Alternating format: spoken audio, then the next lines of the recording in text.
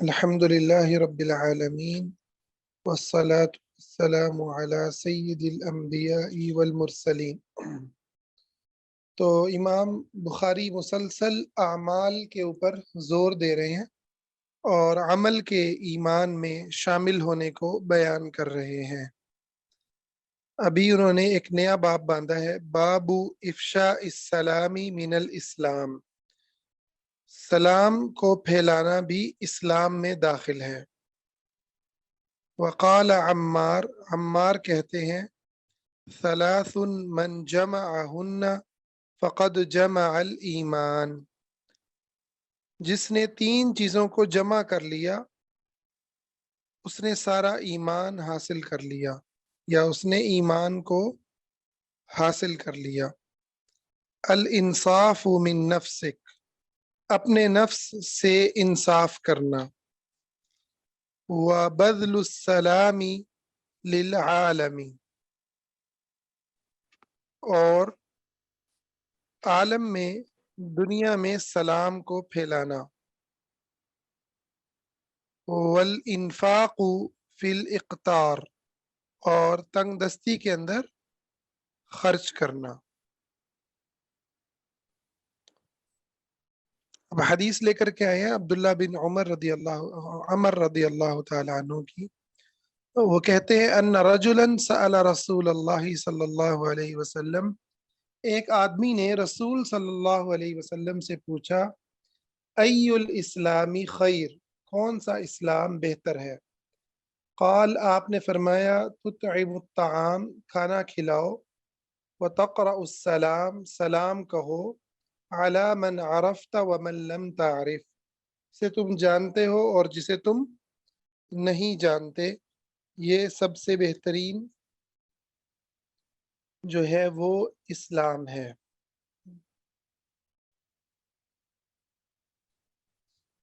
अच्छा,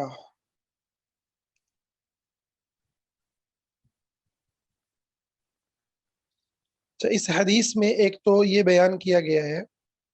कि सलाम को फैलाना ये इस्लाम में से है। ठीक है, तो इस्लाम का जब हमारे जहन में तारुफ आए तो बस नमाज रोजा हज ज़कात नहीं आना चाहिए, बुनियादी बुनियादी बातें नहीं आनी चाहिए, बल्कि जिंदगी का वो पूरा मनहज जो नबी सल्लल्लाहु अलैहि वसल्लम ने हमें अता फरमाया, वो सारे का सारा इस्लाम है। ठीक है, सारे का सारा इस्लाम है। और आप सल्लल्लाहु अलैहि वसल्लम तो यहाँ तक बयान कर रहे हैं कि आपसे पूछा कि बेहतरीन इस्लाम कौन सा है, तो आपने बेहतरीन इस्लाम में ये अमाल बयान किए, खाना खिलाना, और जिसे जानते हैं और जिसे नहीं जानते उन सबको सलाम कहना।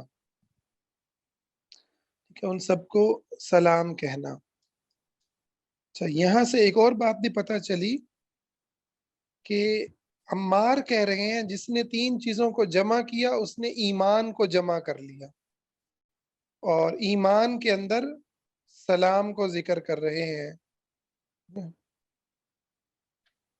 सलाम को जिक्र कर रहे हैं कि सलाम फैलाना भी ईमान में है। और हदीस में आप सल्लल्लाहु अलैहि वसल्लम बेहतरीन इस्लाम को जिक्र करते हुए सलाम फैलाने को जिक्र कर रहे हैं। इससे ये पता चला कि इस्लाम और ईमान दोनों एक ही चीज है। ठीक है, दोनों एक ही चीज है जब ये अलग अलग आते हैं। अब यहाँ हदीस में सिर्फ इस्लाम का जिक्र हुआ, तो आपने इसके अंदर जो आमाल जिक्र किए वो ईमान के ऊपर भी पूरे उतरते हैं। चुनांचा जो सहाबी रसूल हैं वो इसमें जो है अम्मार रदी अल्लाह ताला अन्हु, वो इसको ईमान में शामिल कर रहे हैं, और ये मसला हम जो है वो पढ़ चुके हैं। जब यहाँ पर है कि जिसे आप जानते हैं और जिसे नहीं जानते उसको सलाम कहें। ठीक है, इसका क्या मतलब है। तो क्या हम काफरों को भी सलाम कह सकते हैं। तो इसका जवाब ये है कि یہ مسلمانوں کے معاشرے کی بات ہو رہی ہے، ٹھیک ہے؟ تو مسلمانوں کے معاشرے میں جو لوگ رہتے ہیں انہیں ہم مسلمان ہی سمجھتے ہیں، جب تک کہ کسی کے کافر ہونے کا یقین نہ ہو جائے، پتہ نہ ہو کہ بھئی یہ یہودی ہے، یہ عیسائی ہے، ٹھیک ہے؟ اور ویسے جب ہم مسلمانوں کے معاشروں میں رہ رہے ہیں تو جو بھی آپ کو ملے اسے سلام کہیں، کیونکہ وہ مسلمان ہی آپ اس کے بارے میں گمان کریں گے، اور جس کو آپ جانتے ہیں کہ یہ یہودی ہے، کافر ہے، اس کو ہم سلام نہیں کہہ سکتے، جیسا کہ حدیث کے اندر آپ نے منع کیا یہود اور نصارہ کو کہ ان کے ساتھ ان سلام کا آغاز نہ کرو، یعنی ابتدا میں سلام نہ کہو، اور یہ اگر کہیں تو جواب میں وعلیکم کہو، کیونکہ اس کی وجہ یہ تھی کہ یہود جو ہے وہ آپ صلی اللہ علیہ وسلم کو بد دعا دیتے تھے، السلام کہنے کی بجائے مسلمانوں کو کہتے تھے السلام علیکم۔ السلام کا مطلب ہے موت، میں موت آئے، تو جواب میں مسلمانوں کو سمجھایا گیا تم بھی وعلیکم کہہ دو۔ البتہ اگر کوئی یہودی یا عیسائی ایسا نہیں کہتا، سلام ہی کرتا ہے، تو کیا اس کو بھی ہم شروع میں سلام کر سکتے ہیں یا نہیں کر سکتے؟ اس بارے میں علماء میں اختلاف ہے، تو لیکن اس میں بچنا ہی بہتر ہے، بچنا زیادہ بہتر ہے کہ ہم انہیں ان کے ساتھ بات چیت کرتے ہوئے آغاز میں سلام نہ کہیں۔ اچھا، اس میں ایک اور بڑی زبردست چیز یہ ہے، اسلام نے وسوسوں کا دروازہ بند کر دیا، ٹھیک ہے؟ اب بہت سارے لوگ ہیں، وہ وسوسہ آتا ہے کہ جی پتہ نہیں مرغی والے جو ہے نا، مرغی حلال کرتے ہوئے کلمہ پڑھتے ہیں نہیں پڑھتے، تکبیر پڑھتے ہیں نہیں پڑھتے، کیا نا پتہ نہیں ان کے عقیدے کیسے ہوتے ہیں، یہ شرک تو نہیں کرتے، ٹھیک ہے نا؟ تو یہ جتنے وسوسے ہیں ان کا دروازہ اسلام نے اس حدیث کے اندر بھی بند کر دیا کہ آپ سب کو سلام کہیں، جس کو جانتے ہیں یا جس کو نہیں جانتے۔ اب اس میں امکان تو ہے نا، ایسے بندے کو بھی سلام کہہ دیں جو مسلمان نہ ہو، لیکن کوئی بات نہیں، ٹھیک ہے؟ تو اس میں آپ کو کوئی گناہ نہیں، کیونکہ آپ کو یہی سکھایا گیا مسلمانوں کے معاشرے میں لوگوں پر اعتبار کرنا۔ تو یہ جو ہم بعض ویڈیوز دیکھ لی جیو نیوز کی، فلاں فلاں چینل کی، وہ خاص بڑا مشہور ہوا ہے، وہ کراچی کا لڑکا جو ہے، جو جا جا کے پتہ نہیں پکڑتا ہے کوئی گدھے کا گوشت ذبح کر رہا ہے، تو بندے کے دماغ میں نا ایسے ہی آتا رہتا ہے کہ پتہ نہیں یہ گوشت حلال بھی بیچ رہا ہے کسائی کہ نہیں حرام بیچ رہا ہے، تو اس کے اندر نہیں پڑنا چاہیے، ٹھیک ہے؟ اگر کوئی حرام کرے گا تو اپنا گناہ بھگتے گا، ہمیں کیا گناہ ہے، ٹھیک ہے؟ لیکن اس چکر میں مسلمانوں کے بارے میں بدگمانی میں نہیں جانا چاہیے، اور اپنے آپ کو بھی اذیت میں نہیں ڈالنا چاہیے۔ اگر آپ بہت زیادہ سوچیں گے تو بڑی اذیت میں آ جائیں گے، اور وسوسوں سے انسان نفسیاتی مسائل کا شکار ہو جاتا ہے، پتہ نہیں میں یہ کھا رہا ہوں یہ حلال ہے حرام ہے، نا یہ ذبیحہ صحیح ہے یا غلط ہے، یا جو ہے نا جس کو ہم نے سلام کیا ہے، بعض لوگ تو اپنے مسلک والوں کو سلام کرتے ہیں، صرف اپنی جماعت والوں کو بس،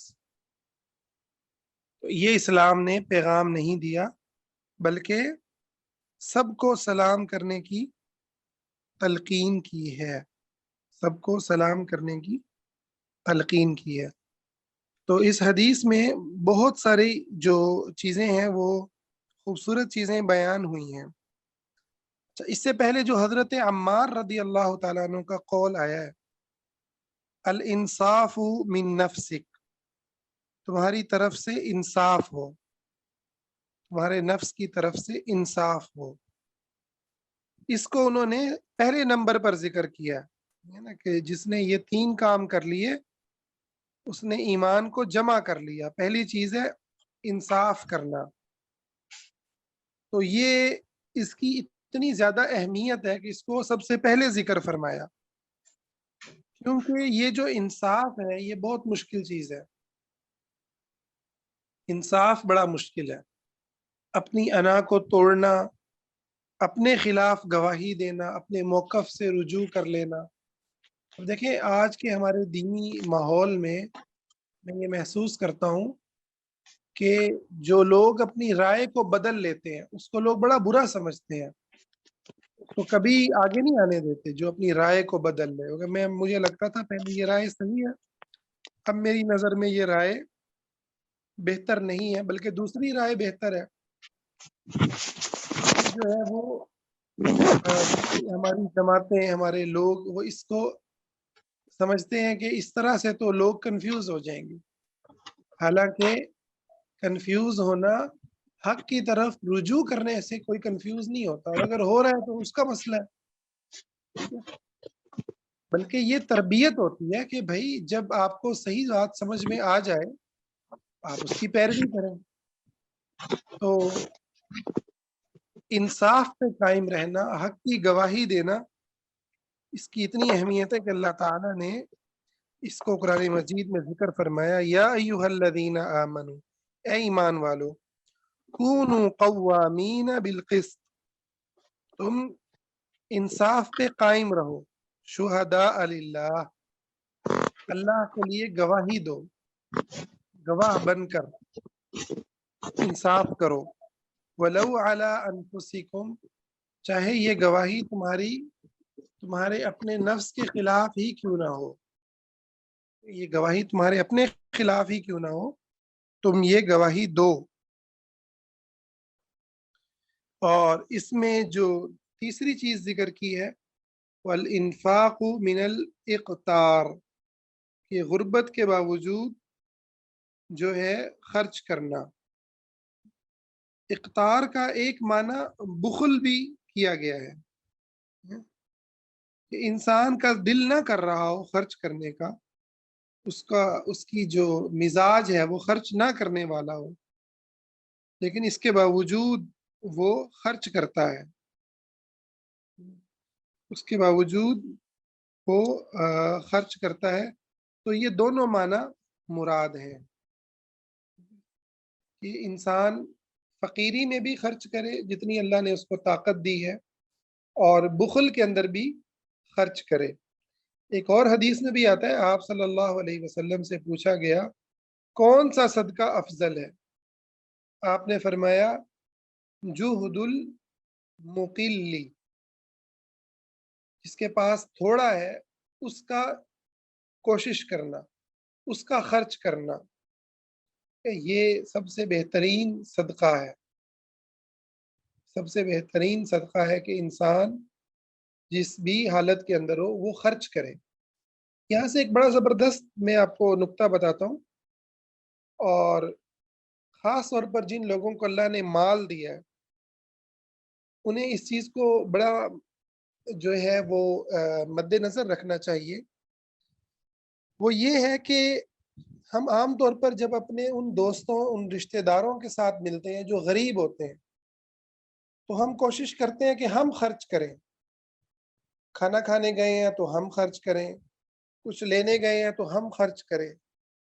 تو یہ چیز جو ہے یہ بظاہر تو اچھی ہے، مگر اس کے اندر بہت بڑی خرابیاں موجود ہیں. سب سے بڑا جو خرابی ہے یہ دوسرے انسان، یعنی جس کے پاس کم مال ہے، یہ اس کی جو ہے اس میں گھٹیا پن پیدا کرتی ہے، ٹھیک ہے، اور اس سے جو ہے ذلت اور بے عزتی کا احساس بھی دلاتی ہے. میں یہ نہیں کہہ رہا کہ ہمیشہ ایسا، لیکن اگر آپ کا پیٹرن ہی ایسا ہے، کچھ رشتہ دار ہیں آپ انہیں جب ملتے ہیں آؤ جی چلتے ہیں آج کھانا کھاتے ہیں، کھانا کھایا اور آپ نے پے کر دیا، ٹھیک ہے، اور اس سے پوچھا کہ ہاں بھائی کون سا کھانا پسند ہے، وہ بیچارہ غریب آدمی، یعنی اس کو آپ اس کی جگہ پہ رکھ رہے ہیں، ٹھیک ہے نا، یعنی آپ اس کو بتا رہے ہیں، ٹھیک ہے، کہ بھائی تم تو بڑے بڑے ہوٹلوں میں نہیں جا سکتے، تمہاری جو خواہشات ہیں آج وہ میں پوری کرتا ہوں. تو اس سے اس دوسرے بندے کے اندر، اس کے نفس کے اندر اپنا آپ اس کو گھٹیا محسوس ہوتا ہے اور وہ اپنے آپ کو گراتا ہے، ٹھیک ہے، وہ دوسرے بندے کے جو ہے کا محتاج کہہ لیں، یا اس کی جو نظریں ہیں وہ دوسرے انسان کے مال پہ ہونا شروع ہو جاتی ہیں، اور اگر آپ اسے بھی خرچ کرنے کا موقع دیں تو وہ ممکن ہے ظاہری طور پر اس کے لیے تکلیف دہ ہو کہ بھائی میرے پاس تو یعنی اتنے پیسے نہیں ہیں، کوشش کریں کہ اس کے ساتھ اتنی بڑی جگہوں پر نہ جائیں جہاں اس کے لیے پے کرنا مشکل ہو۔ ہاں ایسا ہو سکتا ہے کہ کبھی آپ اس کو بہت اچھی جگہ پر لے جائیں جہاں آپ پے کر رہے ہیں، اگلی دفعہ آپ ایسی جگہ پر لے جائیں اس کو جہاں وہ پے کرے، اس کو کہیں بھائی آج تم نے کرنا ہے، آج تمہاری باری ہے۔ اس طرح سے وہ انسان جو ہے وہ ڈسٹرائے نہیں ہوگا۔ اور اس چیز کا تجربہ میں خود بھی اپنی زندگی کے اندر مجھے ہوا کہ جب ہم یعنی ہر انسان سے دوسرا یعنی ایسا موجود ہے معاشرے میں، آپ جتنے بھی امیر ہو آپ سے زیادہ امیر لوگ موجود ہوں گے، ٹھیک ہے، آپ سے زیادہ امیر لوگ موجود ہوں گے۔ تو مجھے یہ تجربہ ہوا کہ ہمارے ایک عزیز تھے اور خاصے امیر تھے، ہم بچپن سے ان کو دیکھتے آ رہے ہیں کہ جب ہم نے ان کو ملنا، انہوں نے بڑے اچھے اچھے کھانے کھلانے اور بڑی اچھی جو ہے نا ہوٹلنگ کروانی، ہاں بھائی یہ لے آؤ وہ لے آؤ، اچھا کبھی جو ہے وہ بھی ہمیں گفٹ کر دیا، کہ میرے ابو ڈاکٹر ہیں لیکن اس کے باوجود چونکہ ایک مالی طور پر ایک ڈفرینس ہوتا ہے تو وہ ہمیں ہمارے ساتھ ان کا بڑا گہرا تعلق بھی ہو اور وہ ہم پہ خرچ بھی بڑا کریں۔ اس نے میں نے اپنے اندر اسٹڈی کی کہ اس نے میرے نفس کے اندر جو ہے وہ بڑی ہی جو ہے غلط قسم کی جو چیزیں ہیں وہ ڈویلپ کی، اور الحمدللہ میں نے ان پر کام کیا اور اس سے میں نکلا ہوں۔ اور وہ یہی ہوتی ہے کہ جب آپ ایسے لوگوں کو ملتے ہیں یا ایسے طبقے کو ملتے ہیں تو پھر آپ کی لاشعور میں یہ بات ہوتی ہے کہ یار یہ بندہ خرچ کرے کہ مجھے اس سے کوئی بینیفٹ مل جائے، اور یہ بڑی خطرناک چیز ہے۔ انسان اللہ رب العزت نے جو اس کے نفس میں عزت اور تکریم رکھی ہے، انسان کسی وقت میں اس سے محروم ہو جائے،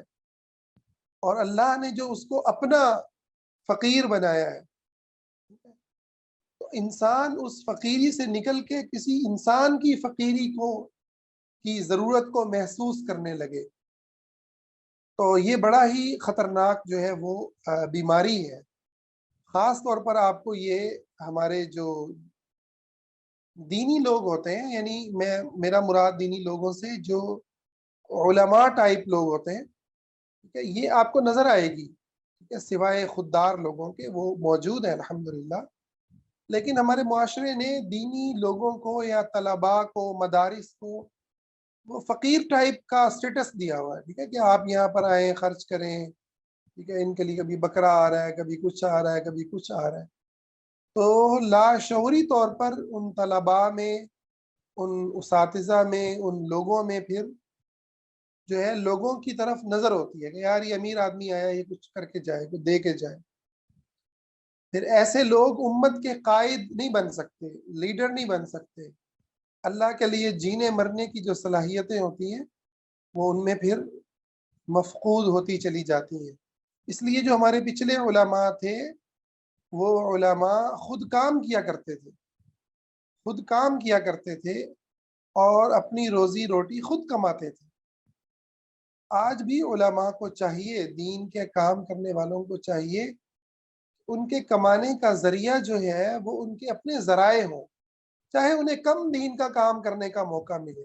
کم کتابیں لکھیں، کم درس دیں، کوئی حرج نہیں۔ دین تو ساری زندگی کو محیط ہے، کمانا بھی دین ہے، عبادت ہے۔ تو یہ بڑی ہی ایک اہم چیز ہے۔ تو مجھے تجربہ ہوا جب بعد میں اللہ تعالیٰ نے ایسے دوست دیے جو سمجھدار تھے، ٹھیک ہے، وہ بھی میرے سے اسٹیٹس میں ہائی تھے، ہم کسی ہوٹل میں گئے تو وہ میرے مہمان تھے، تو مجھے نا ایسے میرے اندر ایک جنگ چل رہی ہو ایسی فیلنگ آتی ہے، اور یہ ایک باقاعدہ یعنی اگر آپ مسلسل اس چیز کو فیس کرتے رہے نا کہ کچھ لوگ آپ کو پروٹوکول کے چکر میں انہوں نے آپ کو خرچ نہیں کرنے دیا، پھر آپ کے اندر یہ والی جو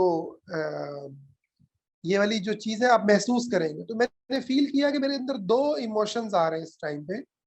ایک یہ کہہ رہا ہے کہ یار یہ امیر لوگ ہیں، ان کو یہاں خرچ کرنا چاہیے، اور دوسرا یہ آ رہا ہے کہ یار یہ میرے مہمان ہیں، میں کیسی بات سوچ رہا ہوں، یہ تو مجھے خرچ کرنا چاہیے. تو الحمدللہ میں اٹھا اور میں نے جا کر پے کیا، اور اس کے بعد میں نے جو فیل کی خوشی اور جو دل کے اندر ایک نور میں نے محسوس کیا، وہ بہت کمال کی چیز تھی. تو اس کے اوپر الحمدللہ مسلسل مطلب جو ہے میری نظر ہوتی ہے، اور اپنی میں چیزوں کو اسٹڈی کرتا ہوں انہی احادیث کی روشنی میں. اور نبی صلی اللہ علیہ وسلم کی بڑی پیاری حدیث ہے. آپ نے فرمایا اللہم اغننی عمن سواک، اے اللہ مجھے غنی کر دے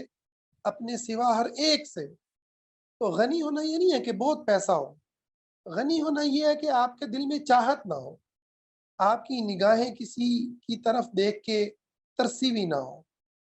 کہ آپ کی چاہت، آپ کی نگاہیں صرف اللہ تعالیٰ کے ساتھ جڑی ہوں، اور آپ کو اللہ نے جو عزت دی ہے اور جتنا مال دیا ہے آپ اس کے اوپر راضی ہوں کہ الحمدللہ یہ بہت ہے اللہ کا، اللہ کی جو عنایت ہے یہ بہت ہے. تو آج آپ دیکھیں کہ آج ہمارے معاشرے میں یہ بہت بڑا ایک مسئلہ ہے کہ یہ تو میں نے ایک خاص پہلو بیان کر دیا، ورنہ آپ خواتین میں دیکھیں ایک دوسرے کے ساتھ ان کے معاملات، گھروں کے اندر آپ دیکھیں ایک دوسرے سے جو مقابلہ ہے، تو اس کے اندر جو ہے وہ خرچ کرنے کی بجائے زیادہ کوشش ہوتی ہے ہر ایک کی کہ وہ فائدہ اٹھانے والا ہو، اور خرچ ہم وہاں کرتے ہیں جہاں خرچ سے کوئی فائدہ مل رہا ہو، نام ملتا ہو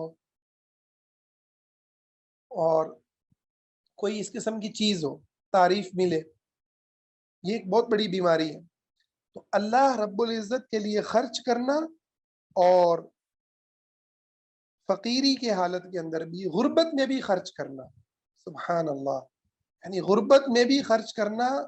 یہ علامت ہے کہ آپ، اللہ تعالیٰ نے آپ کو بڑا دل دیا ہے، اللہ نے آپ کو عزت اور مقام دیا ہے. اچھا آج آپ دیکھیں کہ ہمارے جو غرباء ہیں، یعنی جو دیہاتی علاقوں کے لوگ ہوتے ہیں، تو اچھا ویسے یہ غربت کے ساتھ جو اپنا وہ ہے نا،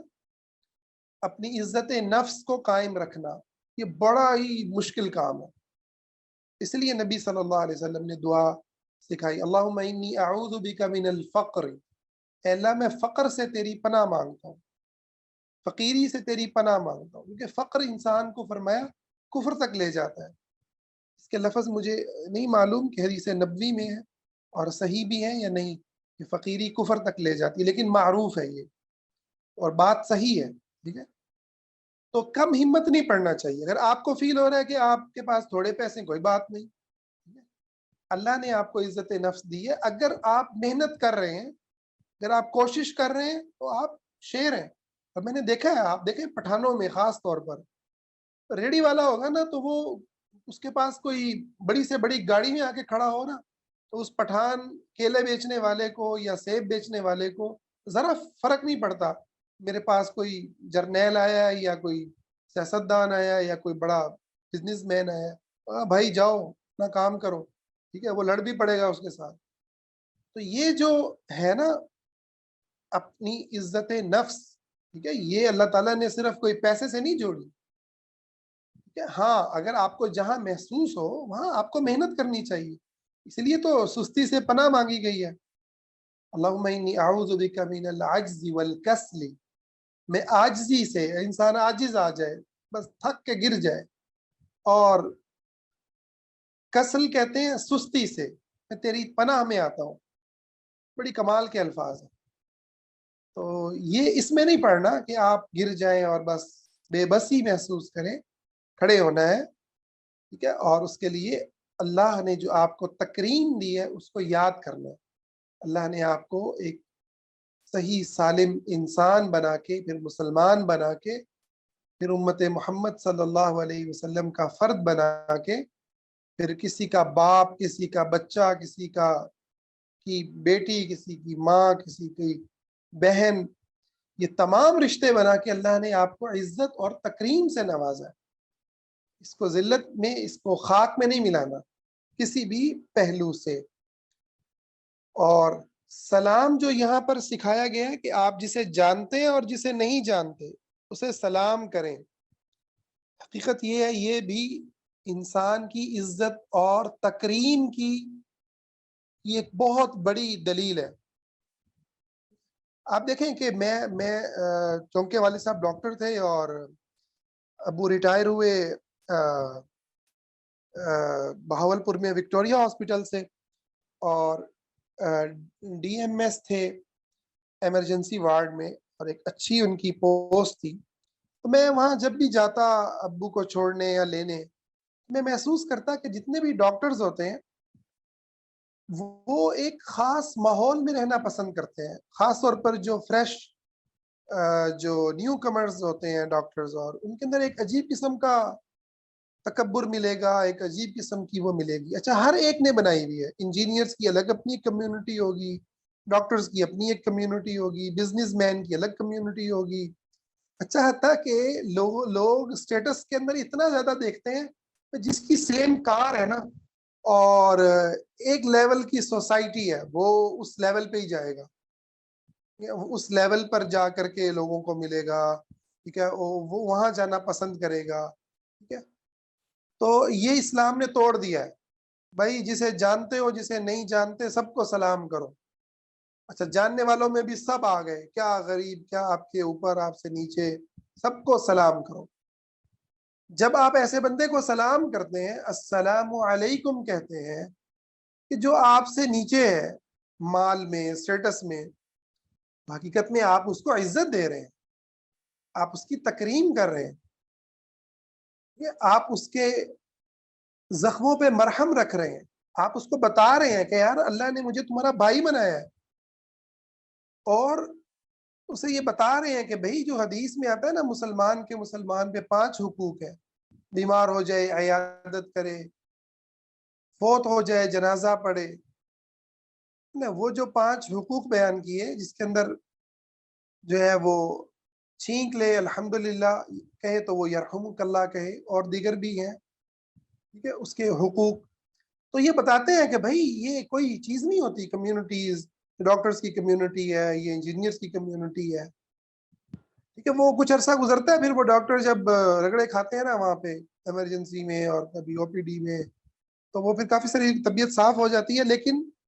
مجھے بڑا تکلیف ہوتی تھی اس چیز کی کہ یہ جو ایک لیول ہے، حتیٰ کہ علماء میں بھی بڑی عجیب بات ہے یہ، مذہبی لوگ بھی جو ہے نا ان کے یہاں بھی ایک سٹینڈرڈ ہے. داڑھی والا ہے تو بغیر داڑھی والے کو سلام نہیں کرنا. بھائی کیوں؟ یہ کون سا دین ہے خدا کا؟ ٹھیک ہے، یہ کہاں پہ لکھا ہوا ہے؟ شلوار جس کی ٹخنوں سے اوپر ہو اس کو آپ نے سلام کرنا ہے، جس کی شکل و صورت آپ کی جماعت سے ملتی جلتی ہو اس کو سلام کرنا ہے. ٹھیک ہے، جو آپ کی مسجد میں آئے اس کو سلام کرنا ہے. اچھا، حتیٰ کہ جو ایج گروپس ہوتے ہیں،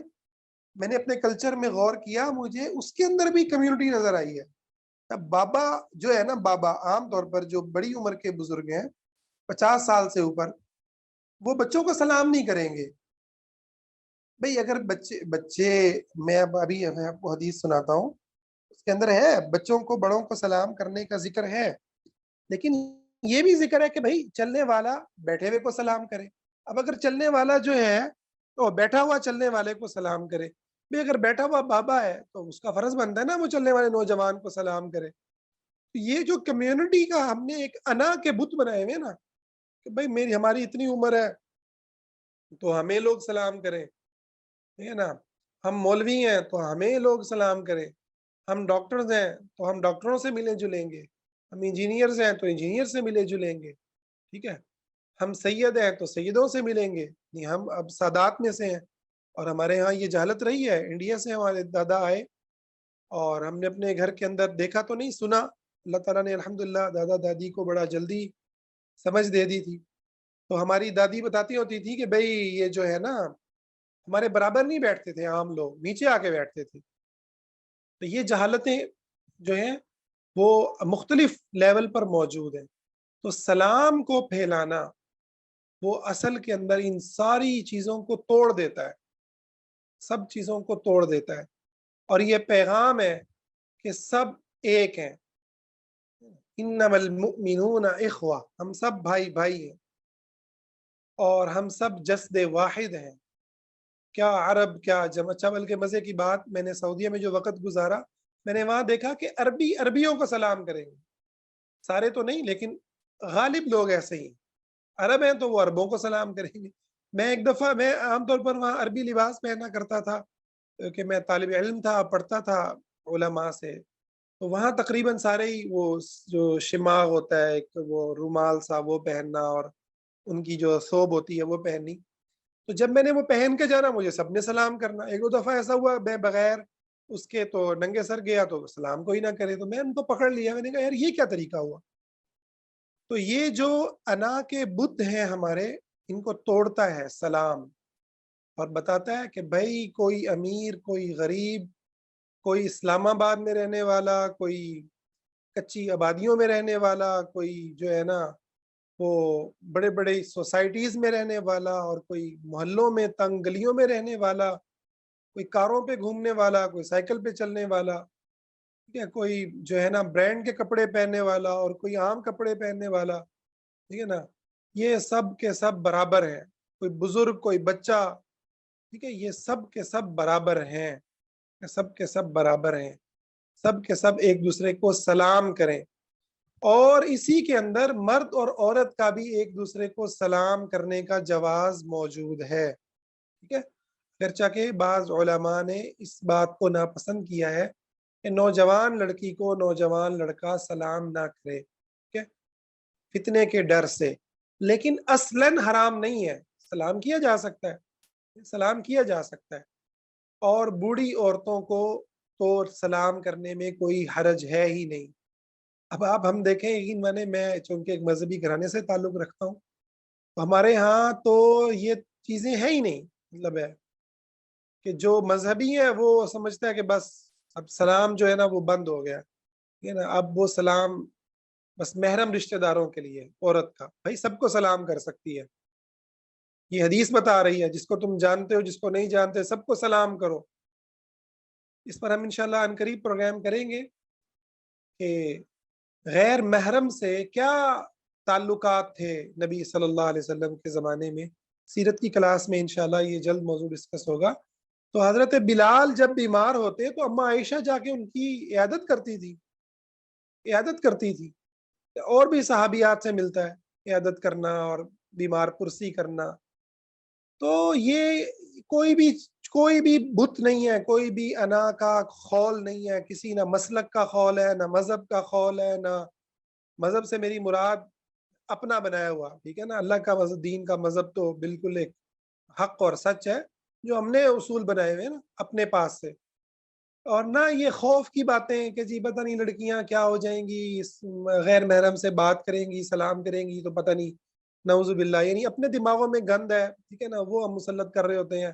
اپنے بچوں پر، اپنی بچیوں کے بارے میں الٹا پلٹا سوچ رہے ہوتے ہیں۔ بھائی جس نے غلط ملت کرنا ہے اس کو آپ سے فتوی لینے کی ضرورت ہے، ٹھیک ہے، اس نے کرنا ہی کرنا ہے، تو بھائی جو دین پہ چل رہا ہے اس کو تو سکھ کا سانس لینے دو۔